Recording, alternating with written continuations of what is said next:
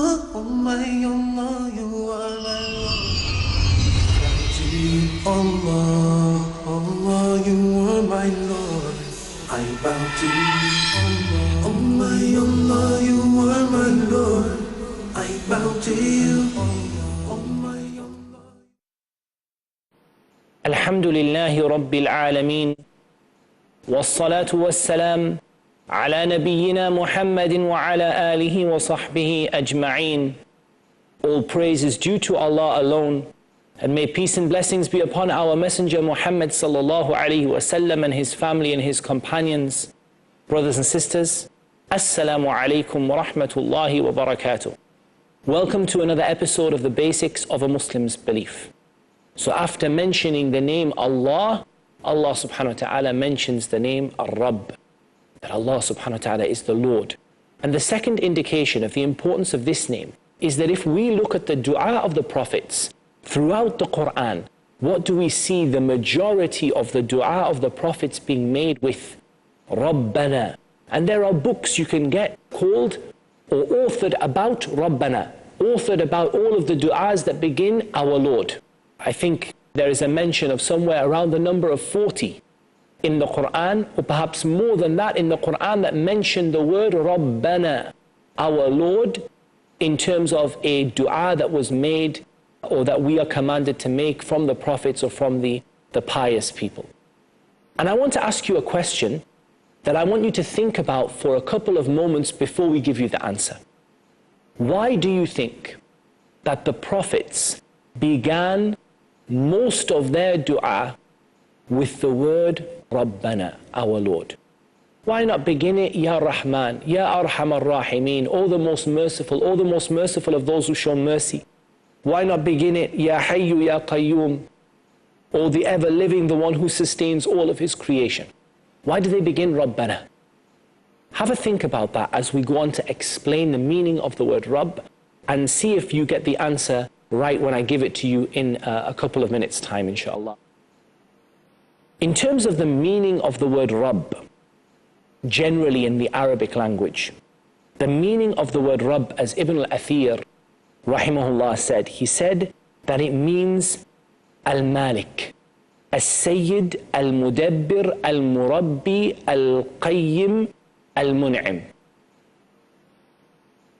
He said it means Al-Malik, the one who owns everything, the one who is the owner of everything in the heavens and the earth. So everything in the heavens and the earth belongs to Allah Azza wa Jal.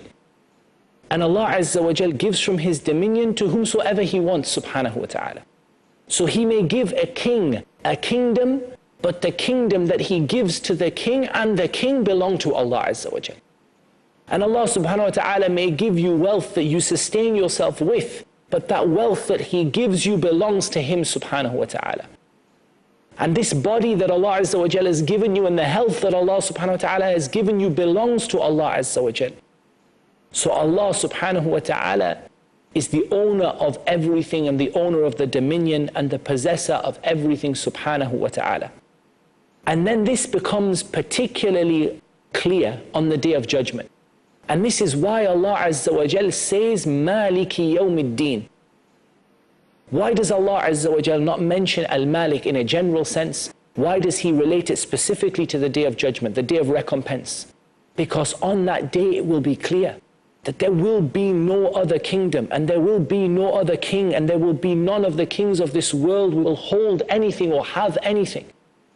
لِمَنِ الْمُلْكُ الْيَوْمِ لِلَّهِ الْوَاحِدِ الْقَهَّارِ.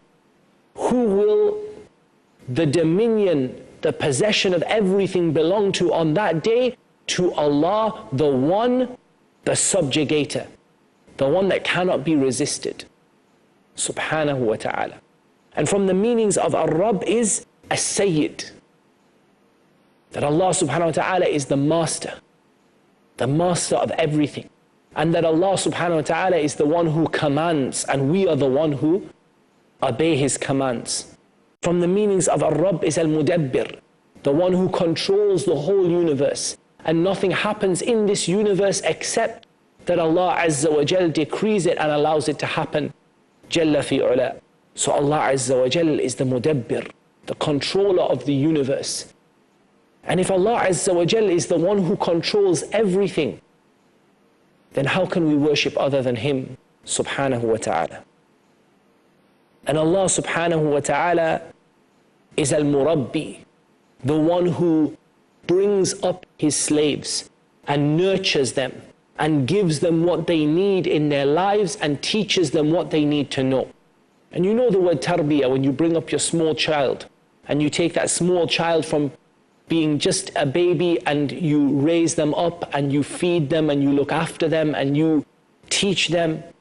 From the meanings of the word Ar-Rabb is Al-Murabbi, that Allah Azza wa Jal is the one who brings us up, who nurtures us. All of our feeding and all of our sustenance comes from Allah Azza wa Jal. All the money that we have comes from Allah subhanahu wa ta'ala. Every blessing that we have comes from Allah Azza wa Jal. And that Allah subhanahu wa ta'ala is the one that teaches us what we need to know, and that guides us to what we need to know, and that takes us to the straight path. And from the meanings of Ar-Rabb is that Allah Azza wa Jal is Al-Qayyim, the one who provides and sustains His whole creation, and that nothing can sustain itself without the help of Allah Azza wa Jal. So nothing in this universe exists except that Allah Azza wa Jal is sustaining it and allowing it to exist. And that's why if we look at the difference between the life of Allah Azza wa Jal and Allah being Al-Hayy, the one who is all ever living, and we look at the difference between our eternal life in paradise, insha'Allah, our life in paradise and the life of the people in hellfire lasts forever. But it only lasts forever because Allah keeps us alive there. And if it were not for the fact that Allah Azza wa Jal kept us alive in paradise, we would not be able to live. So there is nothing that exists in this universe or that will ever exist except that Allah Azza wa Jal is the one who sustains it and allows it to continue to live, subhanahu wa ta'ala. And Allah Azza wa Jal is Al-Mun'im, the one who blesses His slaves with blessing after blessing after blessing. The blessing of Islam, the blessing of your life, the blessing of your health. All of these are blessings that we don't deserve, but Allah Azza wa Jal keeps on blessing us with them. And all of this is found within the name Ar-Rabb. And in reality, if all of these things are found within the name Ar-Rabb, then every name of Allah Azza wa Jal is found within the name Ar-Rabb. And Ar-Rabb refers to the rububiyyah of Allah subhanahu wa ta'ala, the lordship of Allah. And this is the meaning of lordship. This lordship of Allah subhanahu wa ta'ala, these beautiful names and attributes, and these beautiful actions and this beautiful description of Allah subhanahu wa ta'ala, all of it is contained within Ar-Rabb, the Lord. And now we come to the issue of why the prophets would frequently use this name in dua. That is because the lordship of Allah Azza wa Jal is of two types. There is a general lordship, that Allah Azza wa Jal is the general Lord of everything. And everything we mentioned, generally it applies to Allah subhanahu wa ta'ala for His whole creation. So Allah subhanahu wa ta'ala is the Lord and the Master and the Owner and the one who blesses and the one who raises up and nurtures His entire creation.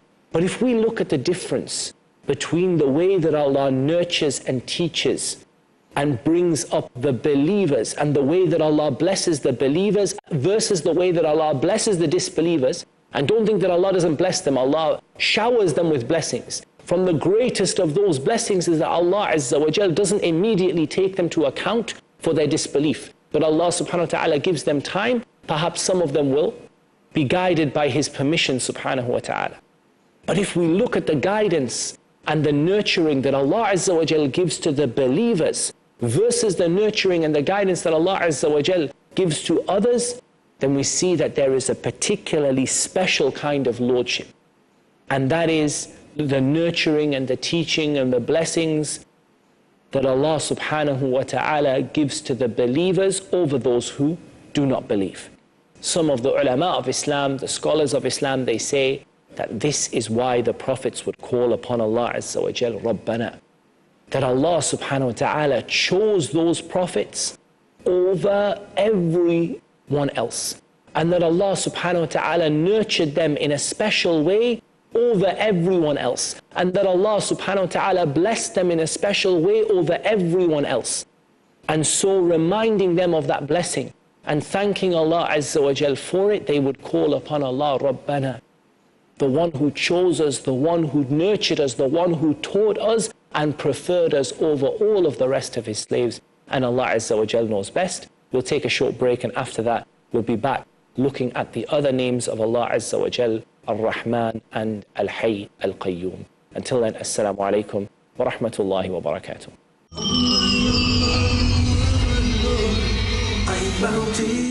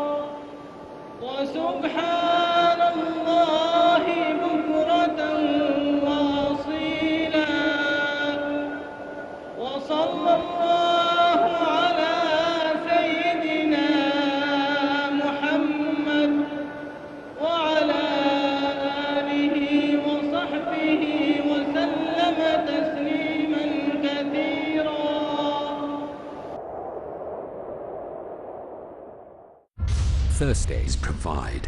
In Britain, we are facing one big problem, that are you Muslim or British?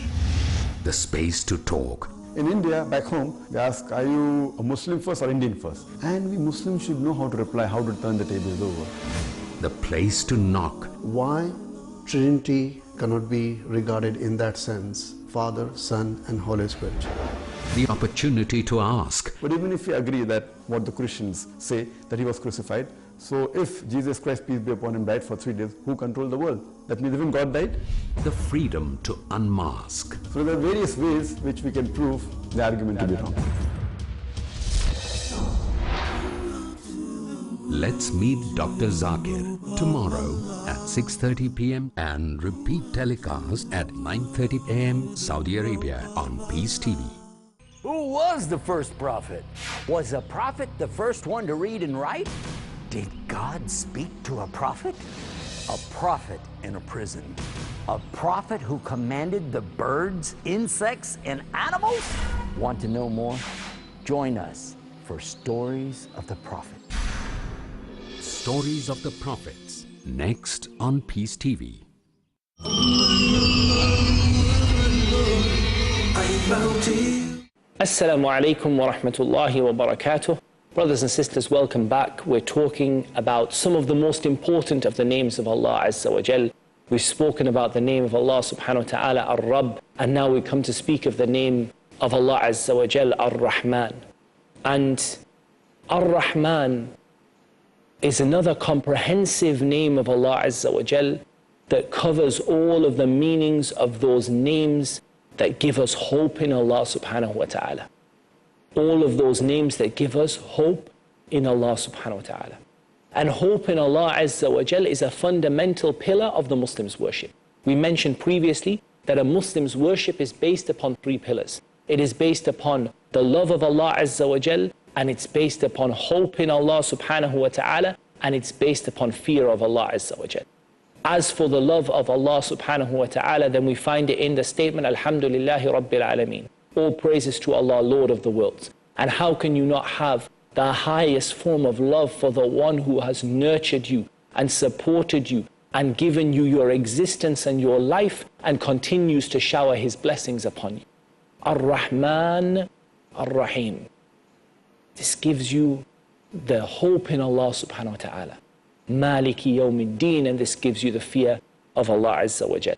So you base your worship upon 3 pillars: the love of Allah Azza wa Jal, hope in Allah's mercy and in Allah's reward, and a desire for paradise, and a fear of Allah's punishment and the hellfire, and those names of Allah Azza wa Jal that inspire fear in the believers. And we have to have all of these things. If you are deficient in any of them, like those people who say we worship Allah for love, but we don't want paradise and we don't fear the hellfire. This is not how the prophets were, and this is not how Allah Azza wa Jal commanded us to be. Rather, we want the reward that is with Allah, and we fear the punishment that is with Allah, and we love Allah Azza wa Jal over and above anything and everything else. The name Ar-Rahman indicates the all-encompassing mercy of Allah subhanahu wa ta'ala. A mercy that encompasses every single thing. And as for the difference between Ar-Rahman and Ar-Rahim, then there are two mainstream opinions that the scholars of Islam put forward, or perhaps the two strongest opinions that the scholars of Islam put forward.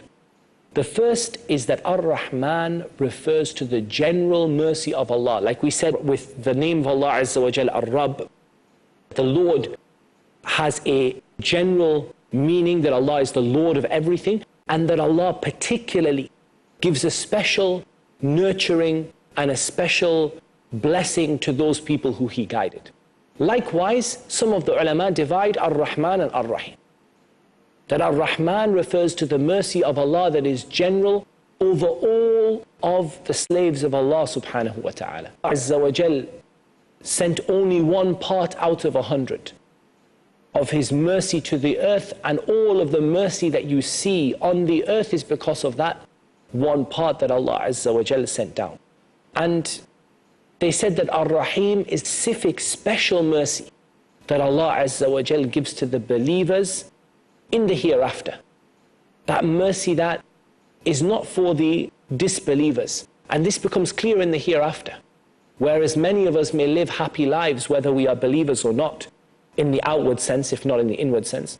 But in the outward sense, we may live happy lives, we may be sustained, we may enjoy ourselves. When it comes to the matter of the hereafter, the believers are given a special treatment that the disbelievers are not given. And the disbelievers are not benefiting from the mercy of Allah Azza wa Jal when the matter is settled and they are put into the hellfire, but the believers are the ones who are having that special mercy of Allah subhanahu wa ta'ala. And it's a strong opinion, but there are some ayat in the Quran, or there is an ayah or two in the Quran that give us an impression that this might not be always true. And one of them is the statement of Allah subhanahu wa ta'ala in Surah Al-Baqarah. Allah Azza wa Jal is Rahim to all of mankind. And some of the ulama of Islam, and this in my opinion is the correct opinion of the difference between the two, is they say that Ar-Rahman refers to the general mercy of Allah Azza wa Jal, to the attribute of mercy. And Ar-Rahim denotes that Allah Azza wa Jal bestows that mercy. So Ar-Rahman is describing the mercy of Allah Azza wa Jal, the attribute of mercy that is a permanent attribute of Allah Azza wa Jal, that He is always described with and always has been described with. And Ar-Rahim refers to the bestowing of that mercy, that Allah bestows it upon whomsoever He wills, subhanahu wa ta'ala. That Allah Azza wa Jal bestows it upon whomsoever He wills. So He bestows it upon some and not upon others. And He bestows in different levels to different people. So the mercy that Allah bestowed upon the Prophet sallallahu alaihi wasallam is not like the mercy that Allah Azza wa Jal bestowed upon the disbelievers in this earth. And the mercy that Allah Azza wa Jal bestowed upon the believers in the hereafter is not like the mercy that Allah subhanahu wa ta'ala bestowed upon the disbelievers in this life, or indeed upon the believers in this life, subhanahu wa ta'ala. Moving on so that we are able to cover all of the names that we want to cover, from the most comprehensive names of Allah Azza wa Jal, and from the names that the scholars of Islam considered or put forward as a possibility of being Allah's greatest name, is Al-Hayy Al-Qayyum. Al-Hayy Al-Qayyum. And Al-Hayy refers that Allah Azza wa Jal is the ever-living. And if you look at this name, you see that Allah subhanahu wa ta'ala has the most perfect form of life. So Allah subhanahu wa ta'ala never dies. Because the one who lives and dies has life, but it's not a perfect form of life. We have life, but we die. Allah subhanahu wa ta'ala has no need of anyone else. We live, but we need others. We need Allah subhanahu wa ta'ala. We need, after the help of Allah, help from Allah's creation in various different things. We don't survive by ourselves independently of everything else. If you look at the life of Allah subhanahu wa ta'ala, Allah Azza wa Jal does not sleep, nor does He rest. Again, a human being can be alive, but you sleep, you rest. You know, you have times when you're not awake, you have times when you're not concentrating. None of this applies to Allah Azza wa Jal. And all of the attributes that relate to Allah subhanahu wa ta'ala in Himself are encompassed by the name Al-Hayy. All of the attributes that refer to Allah Azza wa Jal in Himself are encompassed by the name Al-Hayy. And as for Al-Qayyum, then Al-Qayyum is that Allah Azza wa Jal is the one who sustains all of His creation, and that none of His creation can live or be sustained without Him subhanahu wa ta'ala. So the universe only exists because Allah Azza wa Jal continues to sustain it and to allow it to exist and to take care of it and to control the matters that happen within it. And if this were not the case, then the universe would not exist. We already mentioned that our life in Jannah, even though it is eternal, it is not a complete life, even though it's eternal without death. Because the only reason we are alive in paradise is because Allah Azza wa Jal keeps us alive. As for the life of Allah subhanahu wa ta'ala, Allah Azza wa Jal does not rely on anyone, does not need anyone. Allah is the first and there was none before Him, and the last and there will be none after Him subhanahu wa ta'ala. Al-Awwal wal-Akhir. All of these names are found within Al-Hayy. As for all of the names that involve Allah Azza wa Jal bestowing upon His creation, bestowing His mercy, Ar-Rahim, the one who bestows His mercy, or that Allah subhanahu wa ta'ala is the one who provides, Al-Mun'im, the one who provides for His blessings for His creation, or that Allah subhanahu wa ta'ala is the one who takes them to account, or that Allah subhanahu wa ta'ala is the one that blesses them, or that Allah subhanahu wa ta'ala is the one that nurtures them or sustains them. All of these meanings are found within the name Al-Qayyum. And so if you put together Al-Hayyul Qayyum, like the word Ar-Rabb, like the names of Allah subhanahu wa ta'ala within it. So all of the names come within this.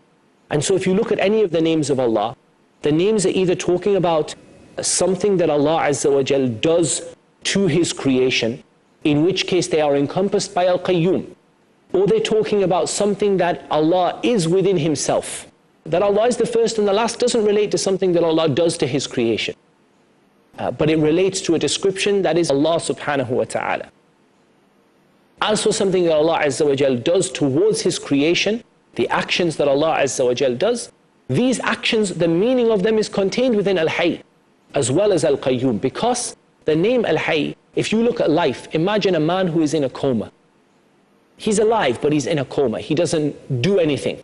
He doesn't have any actions. He doesn't talk, and he doesn't move, and he doesn't do anything at all.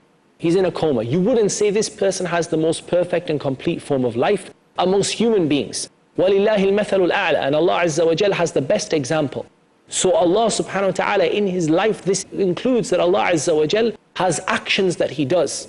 We don't compare Allah subhanahu wa ta'ala with a man in a coma. Allah Azza wa Jal has actions that He does, mercy that He bestows. Allah subhanahu wa ta'ala speaks. Allah subhanahu wa ta'ala rises above His throne. Allah subhanahu wa ta'ala descends to the heavens. Allah subhanahu wa ta'ala blesses, and Allah subhanahu wa ta'ala takes care, and Allah subhanahu wa ta'ala nurtures His creation. And this is part of His name Al-Hayy, because the most complete form of life necessitates that Allah Azza wa Jal must have actions that He does. But these actions themselves are contained within the name Al-Qayyum. So if you look at all of the names of Allah, you either find something that is a description of Allah Azza wa Jal and it doesn't contain an action, or something that contains an action, and these are found within the name Al-Qayyum.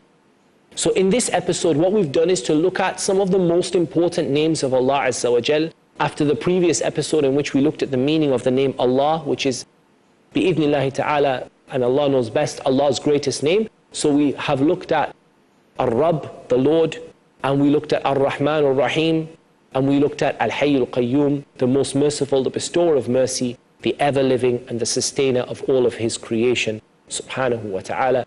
And then that's all we have time for. Until next time, I leave you in the care of Allah. Wassalamu alaikum wa rahmatullahi wa barakatuh. Allah, Allah, you are my Lord. I bow to you, Allah.